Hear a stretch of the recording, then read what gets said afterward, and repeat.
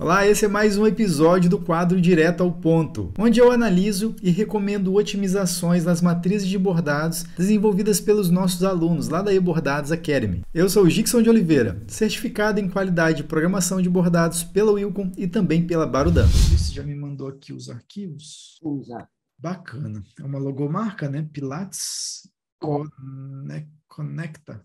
Uhum. Conecta. E aqui você trabalhou degradês aqui, né? Pelo que parece. Tentei.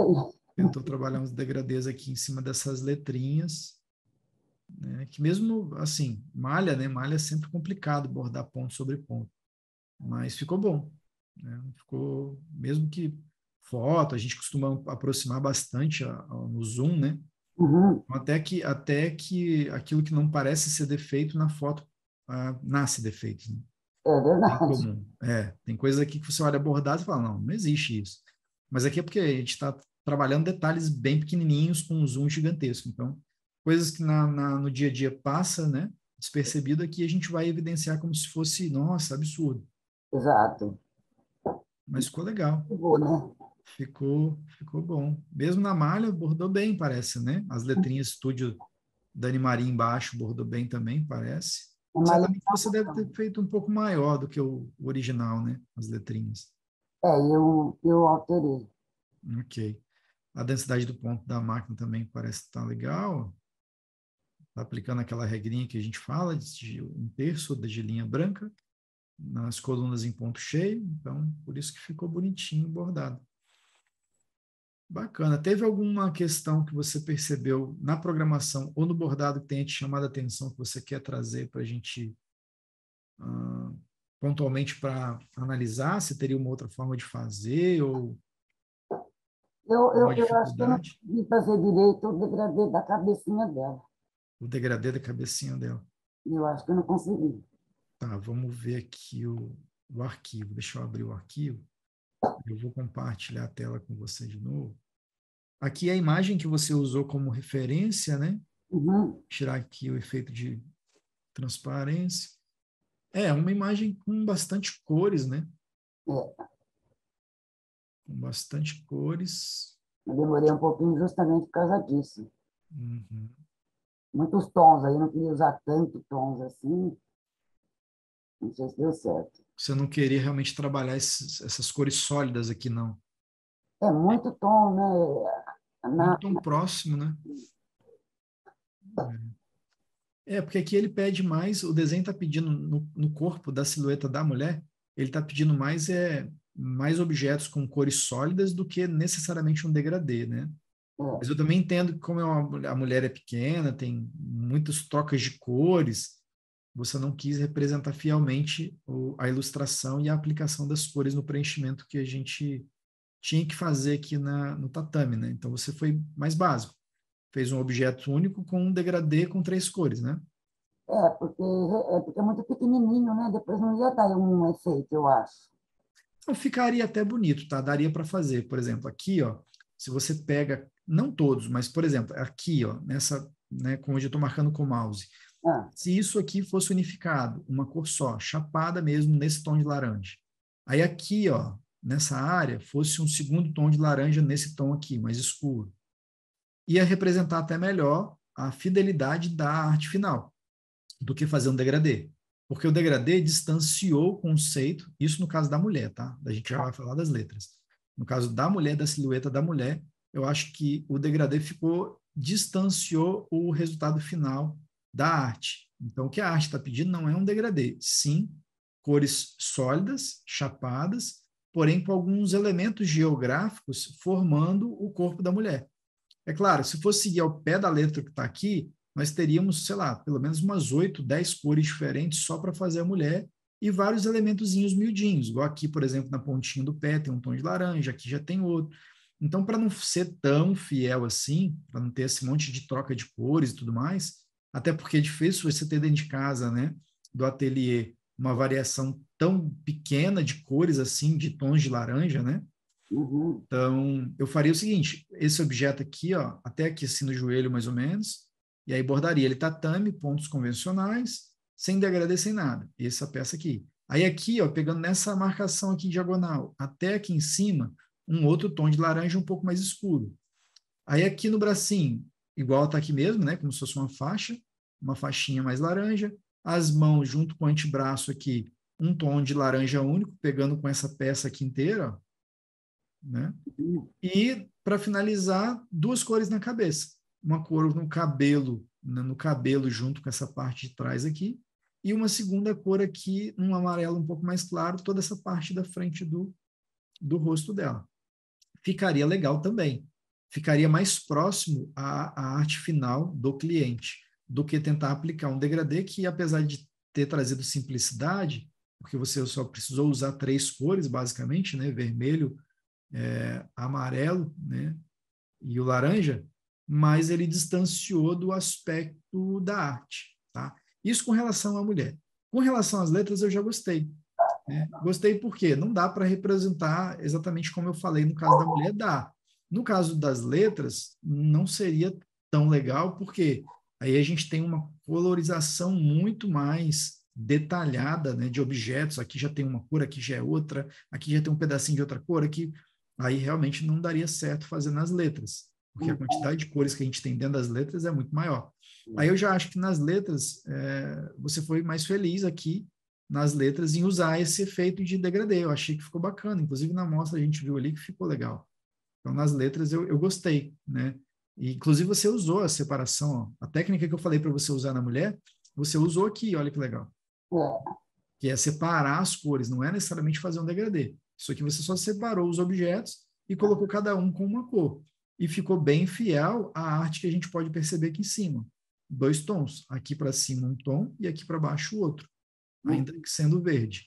E no caso das letras mais complicadas, que você percebeu que tinha uma variação de tons e cores ainda maior, aí você já preferiu não inventar moda e fez a aplicação dessa textura aqui, com esse ponto cheio mais leve, fazendo esse aspecto de troca de cores, essa nuance. Eu gostei também porque, principalmente no caso do L, né, desse Lzinho aqui, como você usou o degradê, ele aplicou mais textura, uma textura mais fechada no ponto, na parte de cima e veio espaçando embaixo. Então, a gente percebeu que lá no bordado isso ficou muito ajustado. Eu gostei do resultado. Ficou bom. Aqui no caso dessa letra A também, mesma coisa. Você aplicou degradê, então ele fechou um pouquinho mais aqui, aqui ele espaçou mais. Assim, nas letras eu não mudaria nada, tá? Eu achei bem legal, assim, a aplicação dos pontos. Coisa que eu não gosto no caso dessa... A única coisa aqui que eu não gostei, se é que eu posso dizer assim, foi esse encontro dessas duas cores aqui. Eu acho que não casou aqui, foi o ângulo do ponto, tá vendo? Eu acho que do jeito que o ângulo termina com uma determinada cor, como a gente está se tratando de uma mesma letra, eu acho que o movimento do ângulo do ponto ele tem que continuar para ficar mais fluido.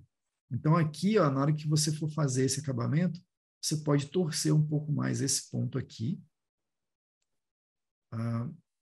para que ele tenha, né, o mesmo aspecto, a mesma continuidade de angulação de ponto desse verdinho aqui, ó. Como embaixo, né? Como você fez embaixo, exatamente. Porque aí dá realmente essa sensação, principalmente na máquina. Aqui no Wilcon nem tanto, mas na máquina dá essa sensação que está saindo de uma cor e entrando em outra, de forma dura assim mesmo. E isso é legal, porque dá essa impressão de que, pô, como é que a pessoa fez isso, né? Tem gente que vai olhar e não entende bordado e vai falar, pô, usou cor matizada, porque tem cores de linhas que são matizadas, no próprio cone. De repente ela é verde, de repente é amarelo. Então, dá essa impressão, né? Tendo esse cuidado aqui. E aí, mesma coisa acontece aqui, ó. É esquisito, né? Aqui pela mesma razão. Então, aqui o que você pode fazer? Você pode colocar esse... Porque, gente, não, desculpa eu cortar. É que no desenho, ele tem esse ângulo. Não, o ângulo você pode preservar, o ângulo do objeto. O que eu estou me referindo aqui é o ângulo do ponto, tá? E aí, nesse caso aqui, para poder dar certo, a gente teria que trocar aqui o ângulo, né? Trocar o objeto usado, ó, poderia ser alguma coisa nesse sentido assim. Só para poder preservar o ângulo do ponto. Mas o objeto eu mantive, tá vendo? Entendi. O objeto eu mantive. Então, só para dar esse efeito de continuidade na transição dentro do mesmo objeto, porém cores diferentes. Aqui, ó, olha como é que ficou perfeito aqui, tá vendo que você fez, ó? Parece que um entra dentro do outro, né? Exatamente. Essa fluidez na troca, na transição de uma cor para outra, dentro da mesma letra, nossa, isso na prática fica perfeito. É. Porque você não consegue interpretar depois de bordado quem vem primeiro, quem vem depois. Aqui Tá. também, olha, ficou certinho, tá vendo? Do jeito que está vindo, ele de repente troca, não dá aquela interrupção abrupta, porque o ângulo do ponto é diferente. Aqui está dando ó, uma diferençazinha, tá vendo? Aqui está dando uma diferençazinha no ângulo aqui, desse caso, dessa letrinha aqui, ó. E aí você pode ajustar aqui. Eu gosto até de transformar isso aqui em enchimento complexo. Ou você pode aplicar mais pontos aqui para baixo também, né? Justamente para ele dar essa mesma angulação entre os dois objetos aqui. Que aí, desse modo, você vai ter uma angulação mais próxima, e aí o ponto vai ficar mais fluido, né? Assim, é o entendimento que a gente tem no Uhum. visual, né? Bateu o olho, opa, parece que tá continuando, só trocou a cor. É. Aqui, ó, você pode mudar um pouco, aí tem que ter liberdade, né? Aqui eu posso mudar até um pouco o formato original do desenho, abrir um pouco a mão, né? Justamente para melhorar esse aspecto, que é o que eu fiz aqui. Ficou um dentezinho ainda, porque ó, é só uma questão de ajustar ali, né? Que aí ele vai sair, vai dar a impressão que ele está saindo de um objeto e entrando para dentro do outro. Tem detalhezinhos pequenininhos, mas que fica, muda muito, né? São detalhezinhos, né? Programação é exatamente os detalhes que fazem toda a diferença. Uhum. Aqui, por exemplo, tá vendo? A mesma coisa que eu estava explicando para outra aluna ainda há pouco. Tá vendo que ele está dando um acúmulo de ponto estranho? Isso aqui é por causa da entrada e saída do objeto. Se você mudar a saída, ó, ele melhora, tá vendo? Se mudar a saída, botar o ponto de entrada de um ponto e o ponto de entrada e saída do outro, ó, aí ele já fica mais harmônico, né? Porque senão ele vai dar um arrematezinho, tá vendo? E aí esse arrematezinho está desconstruindo, ó. Aí tá ficando uma abertura aqui, outra aqui, aí ele Uhum. fica mais irregular. Então, se você muda a entrada e saída, ele suaviza mais, ele distribui melhor esses pontos para fazer esse objeto. Aí fica mais legal. Então, assim, nas letras eu gostei. A única coisa que eu trocaria também na letra é esse acabamento aqui, ó, que tá vendo a distância aqui desse objeto, ó, 9 milímetros de distância. Ou seja, isso aqui é uma linha que tem um alto risco de desfazer, de desmanchar. Então, vamos supor que o cliente leva para a lavanderia a peça, o uniforme, né, que no caso é uma logomarca, e esse fiozinho aqui, ó, esse último fiozinho acaba se rompendo, por quê? Porque ele tem quase 1 centímetro, ele está aéreo aqui, né? Uhum. Essa linha ela é facilmente, ela pode ser facilmente rompida. Se ela se romper, ela desmancha toda a letra. E aí o que você pode fazer para corrigir isso aqui? Aí eu recomendaria você fazer o seguinte: converter aqui o objeto, né, para fazer um travamentozinho bem de leve aqui, ó, aumentar um pouco essa largura aqui embaixo e inclinar um pouco essa angulação aqui, né? Eu vou até trocar aqui o ponto. Eu não sei se essa letra aqui você manteve tudo. Eu vou converter essa letra porque ela está como letra ainda, né? Tá. Eu vou converter porque tiveram algumas aqui que você já converteu, né? Uhum. Então aqui você pode inclinar mais aqui o ponto, tá? Justamente, deixa eu trocar aqui para ponto de enchimento complexo, que ele me dá mais liberdade de trabalhar a angulação aqui do jeito que a gente precisar.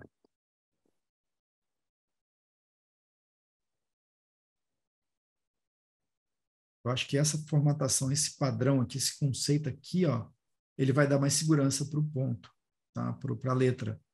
Que aí evita aquele ponto distante aqui, porque se ele arrebentar, desmancha a letra todinha.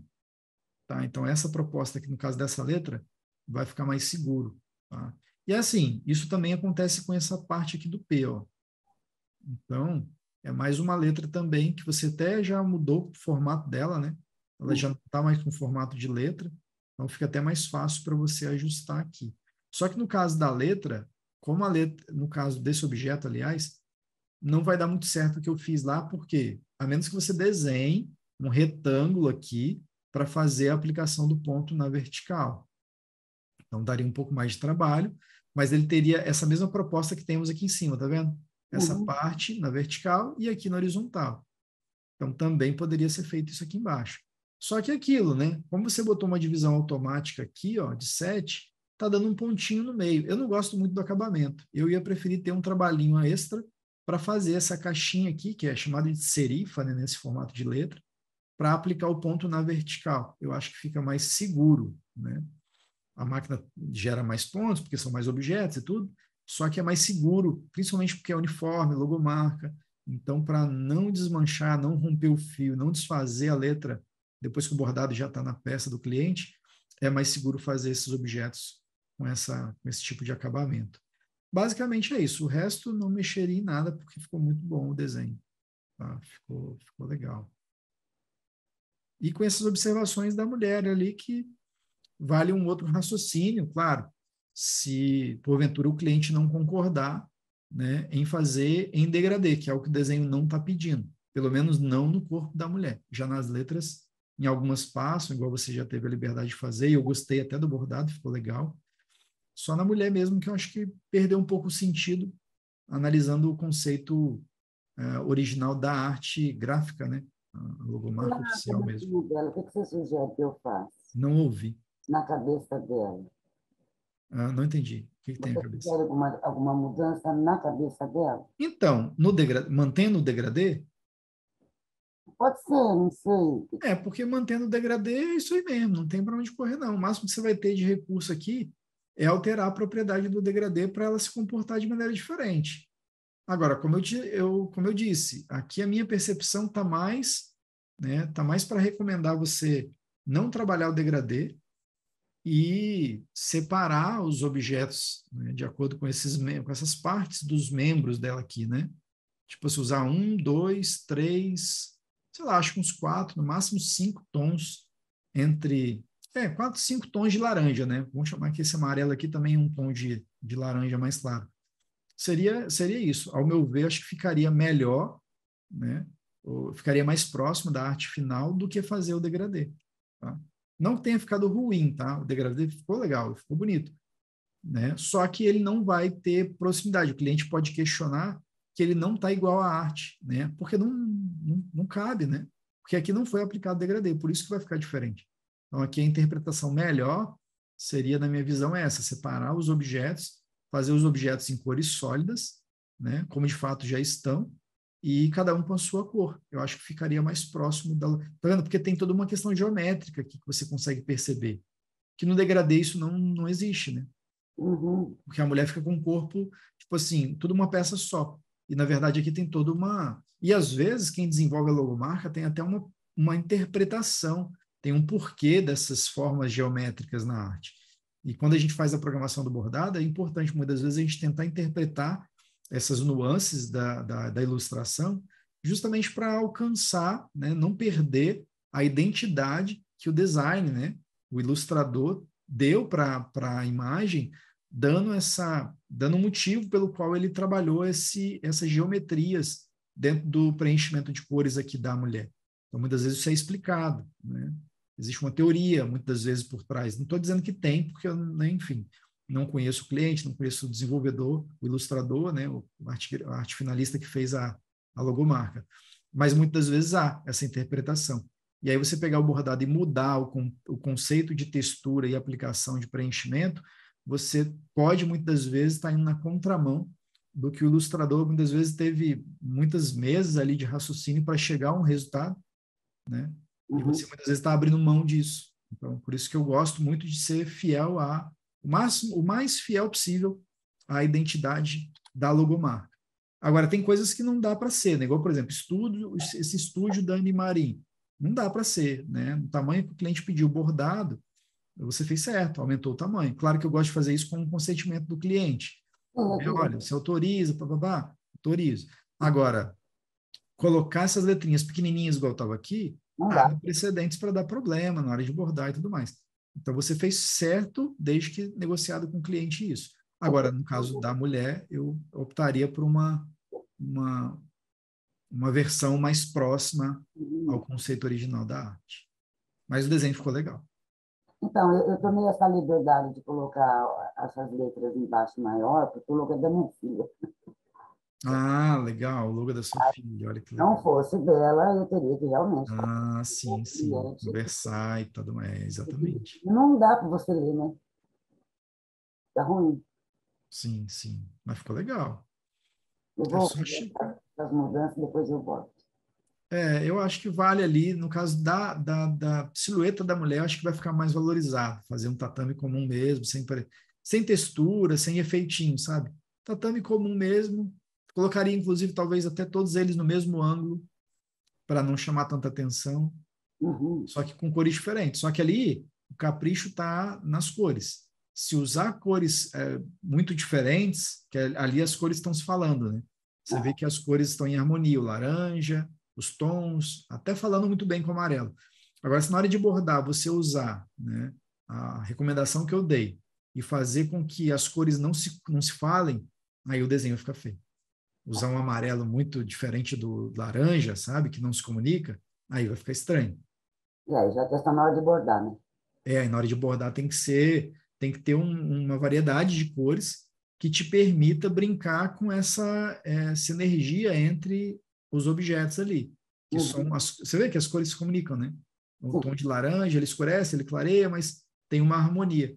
Você vê que tem até verde no meio e no verde não briga com laranja, É, porque o tom do verde ele está propício a comunicar com todas as cores ali. Então, na hora de bordar, isso também tem que ser percebido, senão e foi não muito vai dar esse aspecto. nessa hora foi muito difícil eu combinar as cores, porque quando você está criando, você está pegando aquela paleta lá, tem todas as cores, né? Uhum. Obviamente. Na hora Mas de bordar. já tem que você tem, né? Na hora de bordar isso. Mas acho que eu cheguei perto. Não, ficou ótimo, ficou muito bom. Então tá, joia. Legal demais. Obrigadão, valeu. Falou, Rosinha. As recomendações que eu dei nesse vídeo aqui foram baseadas no software Wilco Embroidery Studio, que na minha opinião é o melhor software de programação de bordados do mundo. E para você assistir mais vídeos como esse aqui e ficar por dentro das melhores práticas sobre bordado computadorizado, basta então você se inscrever aqui no nosso canal do YouTube e também seguir a gente lá no Facebook e no Instagram. Aqui no YouTube é importante também você ativar o sininho para receber as notificações toda vez que a gente publicar um vídeo novo. E se você gostou desse vídeo, já aproveita para deixar o seu like e a gente se vê então no próximo vídeo. Até logo!